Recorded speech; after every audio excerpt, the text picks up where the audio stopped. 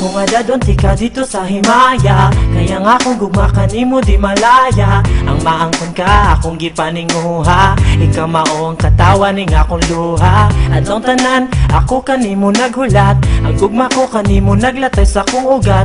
Unta nga hatagan nimo higayon, nga imo nang tubagon ng akong giingon.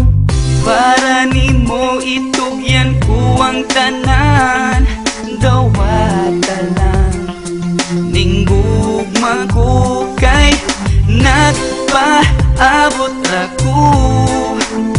Naghuwat nga dawaton mo, kining gugma nga gipatining kasing-kasing.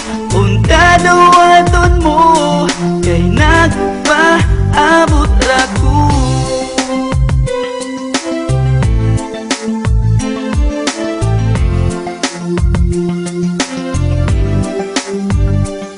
Sa pagdagan sa panahon nga naglakaw ang mga adlaw, nilabay ang katuigan, gipaabot ko ikaw ning kalibutan kung layo ka na. Grabe na kami nga may pasigurog kalag ko kay pwede pa kong muduaw. Labas pa ni panumduman ang ato ang panaguban, paabuton gihapon ti ka bisag daghan ako og uban. Dihang ikaw mipalayo ang dughan naghuot, nag-abot ang akong luha buok sipunog singot.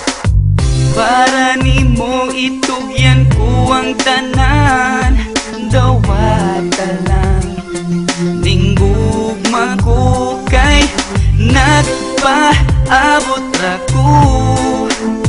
Naghuwat nga dawaton mo, kining gugma nga gipatining kasing-kasing. Unta dawaton mo kay nagpaabot ra ko.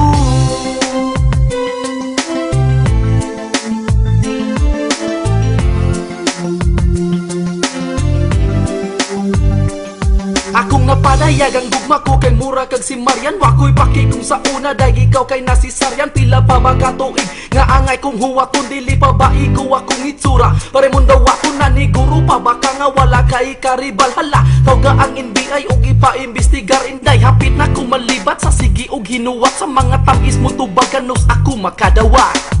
Para nimo itugyan ko ang tanan, dawat lang ning gugma ko kay nagpaabot